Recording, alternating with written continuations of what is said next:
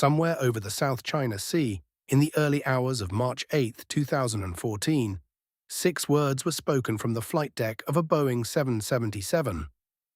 Good night, Malaysian 370. Routine, professional. The kind of sign-off spoken thousands of times every night above every ocean on Earth.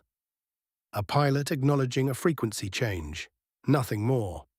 But those 6 words were the last communication ever received from Malaysia Airlines flight MH370. In the minutes that followed, the aircraft's transponder stopped broadcasting. Its automated data system fell silent, and then the plane itself, a 273-ton wide-body, carrying 239 people, simply ceased to exist as far as the world's radar systems were concerned. It didn't crash, it didn't declare an emergency, it didn't send a distress signal. It just turned and flew away into the dark, and was gone. In the days that followed, millions of people would stare at maps and flight trackers and satellite images, searching for some trace. Search aircraft would cover millions of square kilometers of open ocean. Governments would spend hundreds of millions of dollars. Debris would wash up on beaches thousands of miles away. And still, more than a decade later, flight MH370 has not been found. No wreckage on the ocean floor, no confirmed crash site, no answer that satisfies every question. It is the greatest mystery in the history of aviation, and it begins on a night that looked, by every indication, completely ordinary. Kuala Lumpur International Airport sits about 45 kilometers south of the Malaysian capital, rising out of the forest on land reclaimed from the jungle. It is one of the largest and busiest airports in Southeast Asia, and on the night of March 7, 2014, it was operating normally. Gate C1. Malaysia Airlines flight MH370. Destination, Beijing Capital International Airport, a journey of about 4,700 kilometers, scheduled to take 5 hours and 45 minutes. The aircraft was a Boeing 777-200ER, one of the most capable and reliable wide-body jets ever built. This particular plane, registered 9M-MRO, had been delivered to Malaysia Airlines in May 2002. Over 12 years of service, it had accumulated more than 53,000 flight hours across more than 7,500 takeoffs and landings. It was well maintained, in full compliance with all airworthiness requirements. Its last maintenance check had been carried out 10 days earlier. At the controls was Captain Zahari Ahmad Shah, 52 years old, from Penang. He had been with Malaysia Airlines for more than 3 decades, joining as a cadet pilot in 1981 and working his way up through the ranks. Second officer, captain of the Boeing 737, captain of the Airbus A330, and since 1998, captain of the Boeing 777. He had accumulated 18,365 hours of flying experience. He was, by any measure, an extremely accomplished aviator. He was also a passionate aviation enthusiast.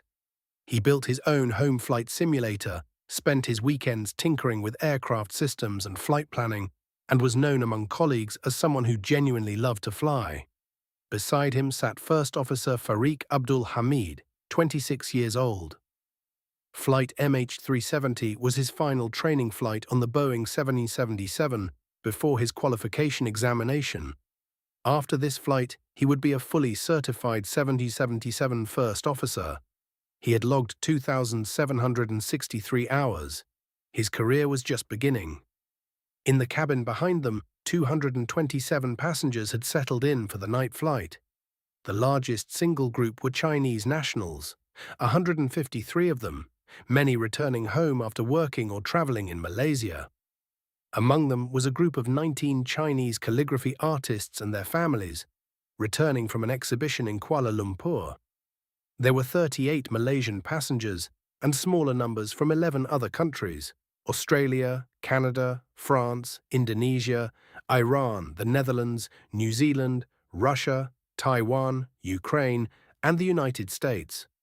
20 of the passengers were employees of Freescale Semiconductor, a Texas-based technology company.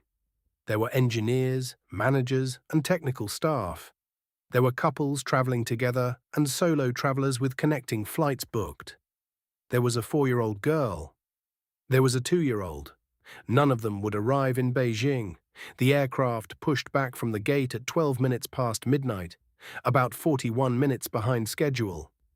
At 0:41 Malaysia Standard Time, it lifted off from runway 32R at Kuala Lumpur International Airport.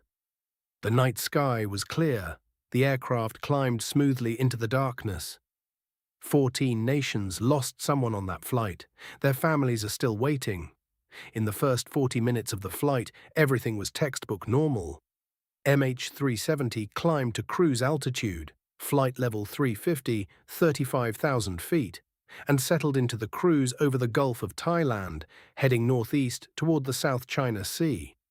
The aircraft's ACARS system, which stands for Aircraft Communications Addressing and Reporting System, sent its last scheduled transmission at 01:07 MYT.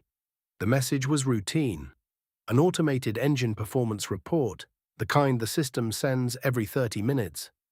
It showed nothing unusual. All engines were running correctly. All systems normal. At 01:07, the world received its last automated data from MH370, but no one knew that yet. In the cockpit, the pilots were conducting a routine handoff. Kuala Lumpur Air Traffic Control was preparing to transfer the flight to Ho Chi Minh City Control. Standard procedure as the aircraft crossed from Malaysian airspace into Vietnamese airspace over the South China Sea. 9. Good night.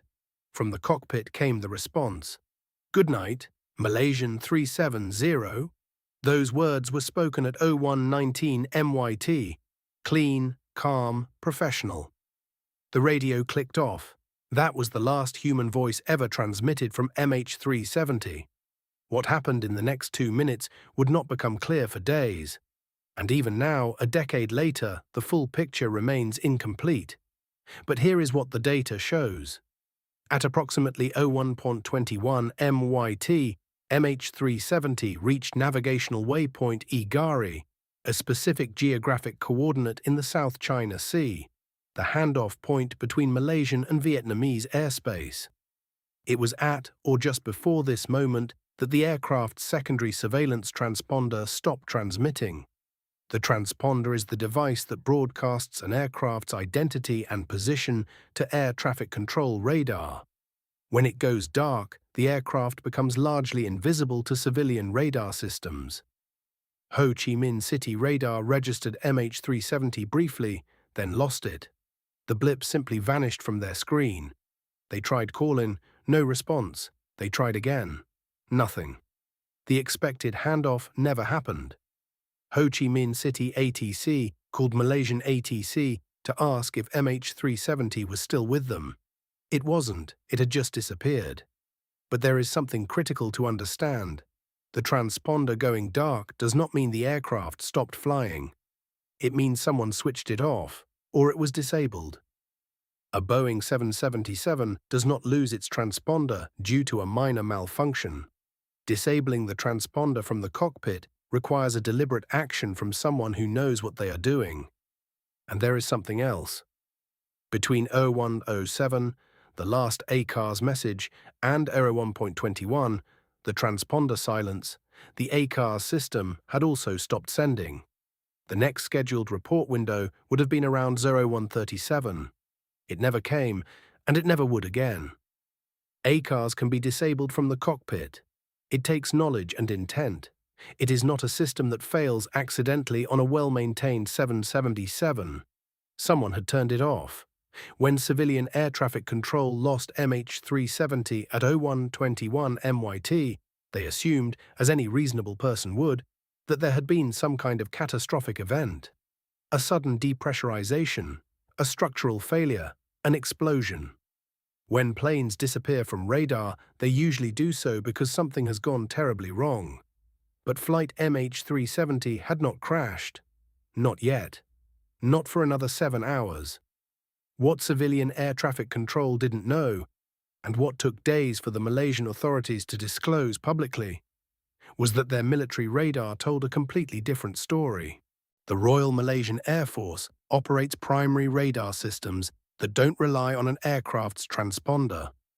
Primary radar sends out a pulse and detects the return echo from the aircraft's physical body, the fuselage, the wings. You can't switch it off from the cockpit. If a plane is in the air, primary radar can see it, and primary radar saw MH370 at or just after 01.21 MYT, precisely when MH370 dropped off civilian radar at waypoint ACARS. A military primary radar return appeared in a completely different place. The aircraft was not continuing northeast toward Vietnam, as its flight plan dictated. It had turned hard and fast, executing what pilots call a LNAV, or procedural turn, a deliberate, coordinated course change, and it was now heading west, back toward the Malay Peninsula. In the minutes that followed, Malaysian military radar tracked MH370, flying back across the South China Sea, over the northeast corner of the Malay Peninsula, crossing the mountainous interior of Malaysia, and emerging on the western coast near Kota Baru. Then it continued north, out over the Strait of Malacca. The aircraft was flying at cruise altitude, around 35,000 feet. Its speed was normal cruising speed, around 470 to 490 knots. The flight was smooth and controlled. No erratic movements, no spiraling descent, no signs of a plane in distress. Someone was flying it. At 02:22 MYT, Malaysian military primary radar lost contact with MH370 for the last time. The aircraft was approximately 200 nautical miles northwest of Penang Island, over the northern Andaman Sea. It was still heading northwest, still at cruising altitude, still behaving like a plane under competent control. And then it was beyond radar range, into the open ocean, into the dark. The world's radar systems saw nothing more. The Malaysian government did not disclose the military radar data publicly until March 12th, 4 days after the disappearance. Those 4 days were spent searching the South China Sea and the Gulf of Thailand. Exactly the wrong places. The search was looking for wreckage in the waters where MH370 had last been seen on civilian radar. But MH370 had been nowhere near those waters for hours. It was, to put it plainly, a catastrophic failure of information sharing. And it cost the search operation an irreplaceable head start. By the time anyone was looking in the right general direction, MH370 had been gone for days. On the morning of March 9, 2014, the day after the disappearance, a small team of engineers at Inmarsat's London headquarters were reviewing data that most people didn't even know existed. Inmarsat is a British satellite communications company. One of their satellites, Inmarsat 3F1, also called the Indian Ocean Region Satellite, provides communications services across a vast swath of the globe. Malaysia Airlines had contracted with Inmarsat to handle the SATCOM data link for their aircraft. The satellite phone connection, the automated data transmissions, all the background communications that happen between a modern airliner and the ground. What Inmarsat's engineers discovered was this. Even after MH370's ACARS stopped sending real data, even after its transponder went dark, even after Malaysian military radar lost it over the Andaman Sea, the aircraft's satellite data unit was still periodically communicating with the satellite, not sending useful flight data, not transmitting position reports, just handshaking. An automated technical process where the aircraft's SDU and the Inmarsat ground station exchanged brief signals every hour, confirming the connection was still active. The aviation equivalent of two systems saying, "Are you still there?" and "Yes, still here," back and forth across 35,000 kilometers of space. 7 of these handshakes occurred between 02:25 MYT and 08:19 MYT, 6 hours and 54 minutes of pings into the dark. And those pings contained more information than anyone first realized. Here is the physics. When you transmit a radio signal from a moving object to a stationary receiver, the signal arrives slightly earlier or later than expected, depending on the distance between transmitter and receiver. That time difference, measured in microseconds, is called the burst timing offset, or BTO. By analyzing the BTO at each of the 7 handshakes, Inmarsat's engineers could calculate how far MH370 was from the satellite at each ping time. Distance from the satellite gives you a ring, a circular arc around the satellite's position where the aircraft could have been.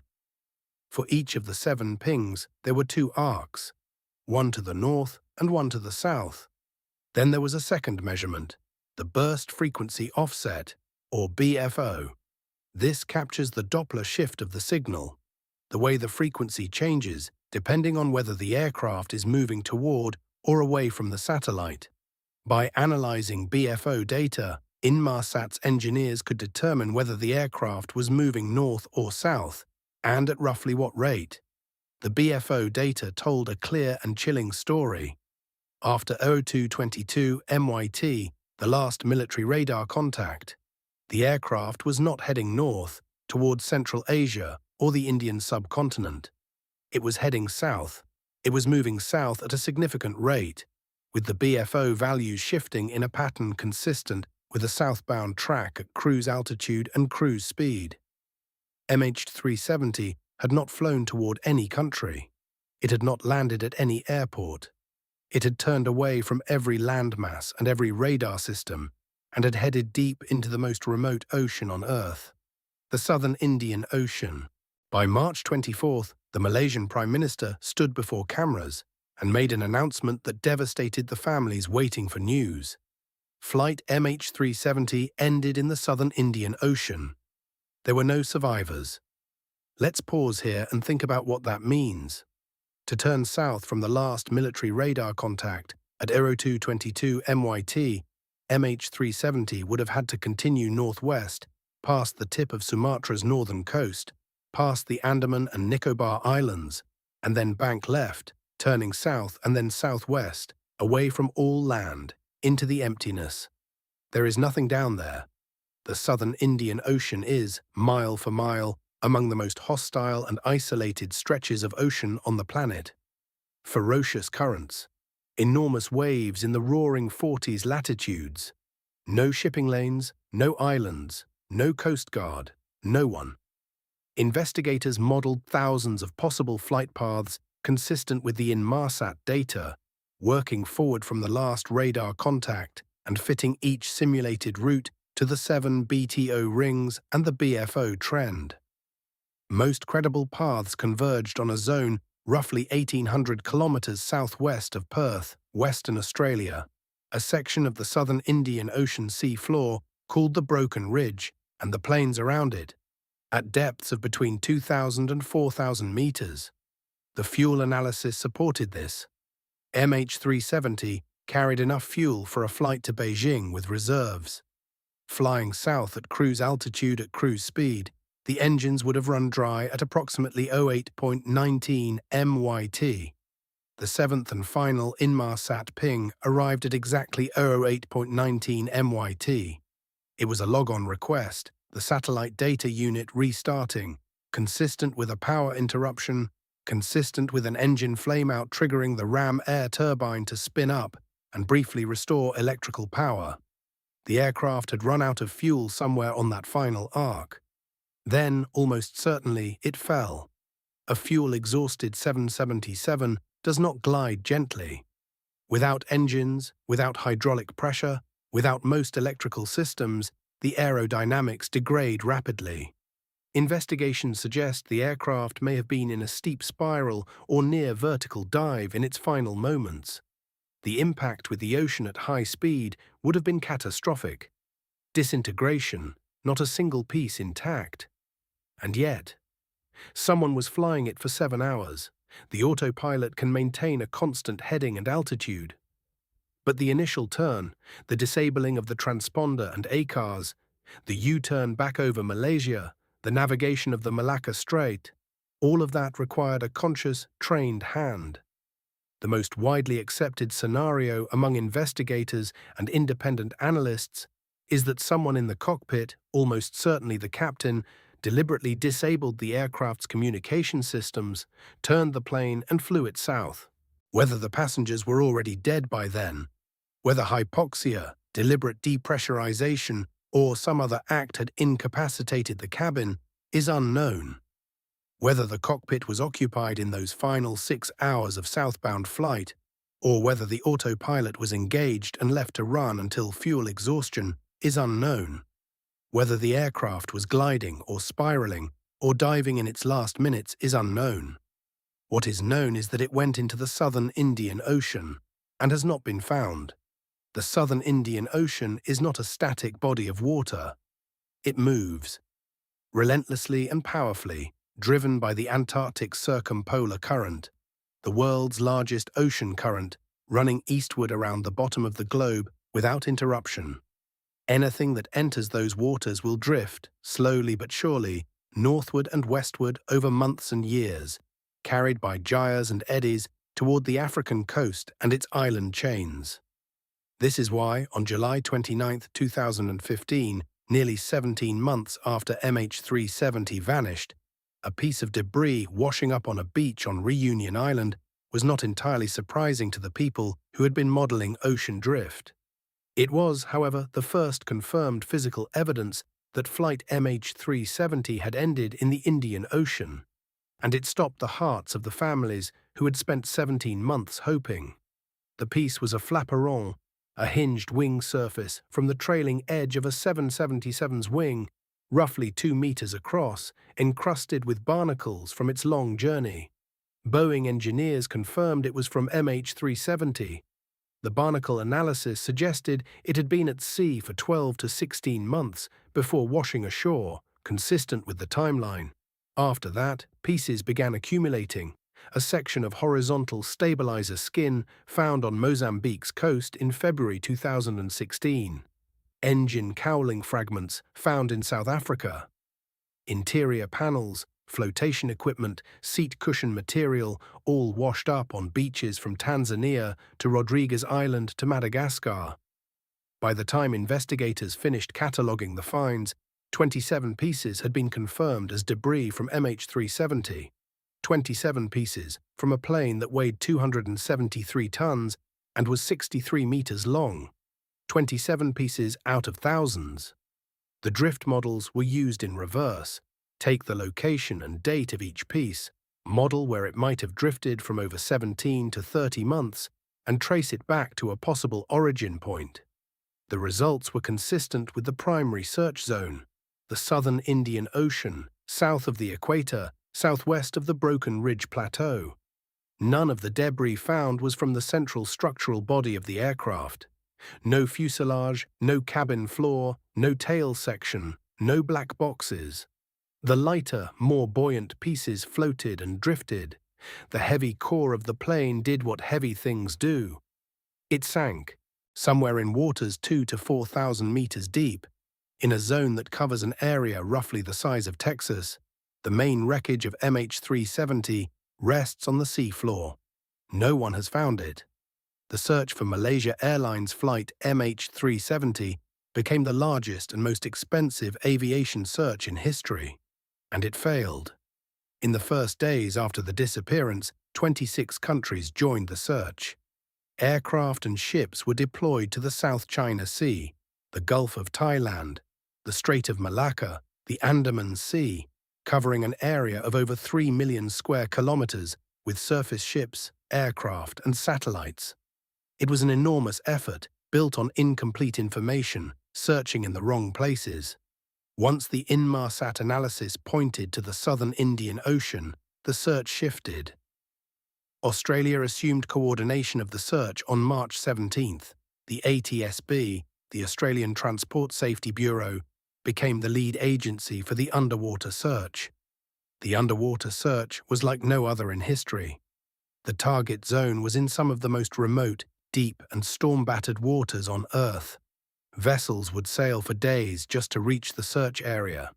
Autonomous underwater vehicles, essentially robotic submarines, would be deployed to image the sea floor, then retrieved, their data analyzed for any anomalies. The seafloor in the search zone had never been thoroughly mapped. Investigators had to map it from scratch while searching it simultaneously. Between October 2014 and January 2017, an area of approximately 120,000 square kilometers of seafloor was systematically searched by the ATSB-led operation. The search covered some of the most challenging terrain imaginable: steep underwater ridges, unstable sediment, extreme depths. The weather was brutal, equipment broke, ships were damaged. At the end of January 2017, the Joint Agency Coordination Center suspended the search. No wreckage had been found. In January 2018, a private U.S. company called Ocean Infinity attempted a second search, this time using a fleet of 8 autonomous underwater vehicles deployed simultaneously, covering ground far faster than the ATSB had managed. Ocean Infinity searched another 125,000 square kilometers over 6 months. Nothing. The Malaysian Ministry of Transport released its final report on the disappearance in July 2018, 4 years after the event, delayed by the complexity of the investigation and the sensitivity of its conclusions. The report ran to nearly 1,500 pages. Its central finding was damning in its honesty. The investigation team could not determine the cause of the disappearance of MH370. It noted that the aircraft's deviation from its planned route had been the result of manual inputs from someone in the cockpit, but it stopped short of naming a responsible party. The families of the 239 people on board were left with a report that told them, in 1,500 pages, that no one knew what happened. That remains the official position today. In the years since, independent researchers and analysts, many of them volunteer aviation enthusiasts and engineers, have continued to work the problem. Richard Godfrey, a British aerospace engineer, has combined Inmarsat BTO and BFO data with a method called WSPR, Weak Signal Propagation Reporter, a global network of amateur radio stations whose faint signals, he argues, were disrupted by MH370's passage and can be used to reconstruct its flight path more precisely. 300 degrees east.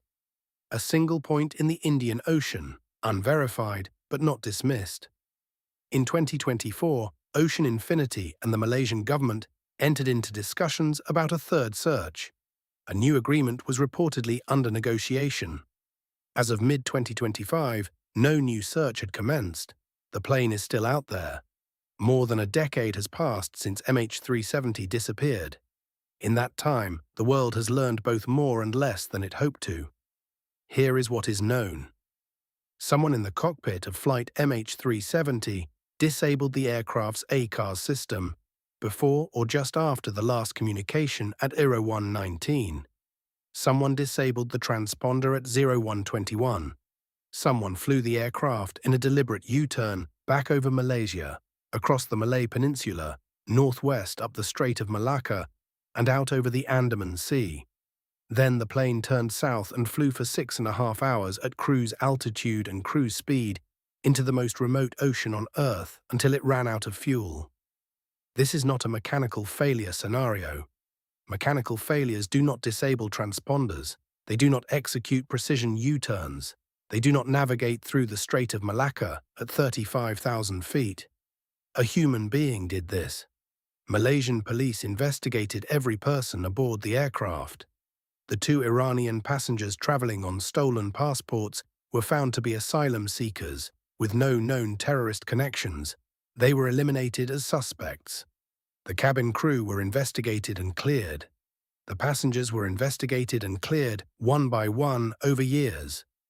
No political motivation, no financial motive, no known connection to any group that might have wanted to seize or destroy the aircraft. That left the pilots. First Officer Farik Abdul Hamid was investigated, and while not formally exonerated, no evidence of motive was found. He was 26 years old and engaged to be married. His fiancée gave interviews to the press. He had a career ahead of him. Captain Zahari Ahmad Shah was named by Malaysian police as the primary suspect. In the event the disappearance was deliberate, The FBI analyzed the data from his home flight simulator and found flight path entries to remote areas of the southern Indian Ocean, though they concluded the data was not conclusive evidence of pre-planned intent. His personal life was scrutinized. Reports emerged of political passion. He was a vocal supporter of the Malaysian opposition. The day before the flight, opposition leader Anwar Ibrahim had been convicted at trial, a verdict many saw as politically motivated. Zahari had attended the trial. Whether this had any bearing on what happened is unknown. No one knows what happened in that cockpit after 0119 MYT. Here is what is not known. Why? If Zahari did this, no explanation has ever emerged. No manifesto, no letter, no communication of any kind. No one aboard the aircraft sent a distress signal or a text message that was ever received. The passengers either did not know what was happening, or they knew but could not communicate, or they were already beyond communication before anyone could act. Where exactly? The seventh arc defines a curve. The aircraft could have hit anywhere along hundreds of kilometers of that arc, depending on its final track and whether it glided at all. Despite two major searches covering 245,000 square kilometers of sea floor, the wreckage has not been located. Either the search zones were in the wrong part of the arc, or the wreckage is somehow hidden in plain sight, buried in sediment, scattered beyond recognition. What happened in the cabin? If the cockpit crew deliberately crashed the plane, what was the cabin's experience? Were the passengers aware? Were they still alive 7 hours later, or did someone, or something, cause rapid incapacitation? There is no data. The cockpit voice recorder and the flight data recorder are almost certainly somewhere on the sea floor. Their batteries would have stopped pinging within 31 days. The search vessels arrived more than 60 days after the disappearance. They never had a chance to hear the recorders calling out. And perhaps most haunting of all, the families, 239 families in Malaysia, China, Australia, Europe, and across the world, have lived for more than a decade in a state that has no good name. Not grief, not quite, because grief requires a body, a place, a date of death. Not hope, because hope has long since curdled into something more complex and painful. A suspension. A permanent, unresolvable in-between.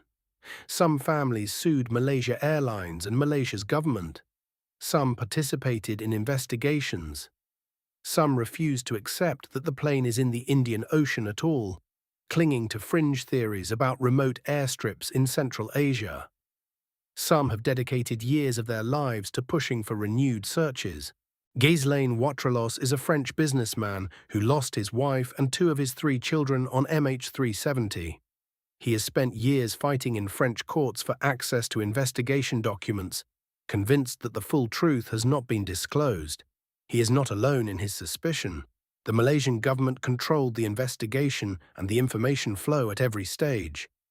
Critics have noted that critical data, including the military radar information, was withheld for days, that some of the satellite data analysis was not fully disclosed to the public for months, that the final report, while thorough in many ways, stopped short of the conclusions its evidence seemed to support.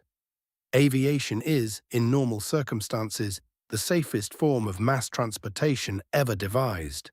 The systems of transponders and ACARS and satellite communications and radar, all of it exists precisely to ensure that a plane and its passengers can never simply vanish. MH370 found the gaps in all of those systems, exploited them or had them exploited, and disappeared. In response, the world changed its rules. Aircraft over oceans must now report their positions every 15 minutes. Flight recorders must now be designed with longer battery life and stronger beacons. New aircraft designs must have some mechanism for recovering recorder data before the aircraft sinks. These rules exist because of MH370, because of 239 people who boarded a plane expecting to arrive in Beijing. The aircraft is somewhere at the bottom of the southern Indian Ocean, in the dark, in the cold, at crushing depth. The voice recorder and the flight data recorder are there, somewhere, in the sediment or wedged against a ridge or scattered across the seafloor in the wreckage field that no one has yet found. They contain the answer. Someday, perhaps in another search, perhaps by accident, perhaps by the patient work of scientists refining their models year by year, someone will find MH370. And on that day, the world will finally learn what happened in the cockpit of a Boeing 777 on a clear March night in 2014. Until then, the southern Indian Ocean keeps its secret. 239 people. Gone. Not a wreck, not a grave, not a place to point at on a map and say, this is where it happened, this is where they are. Just the ocean, just the dark, just the pings of a satellite echoing long after the plane that sent them had ceased to exist. Good night, Malaysian 370.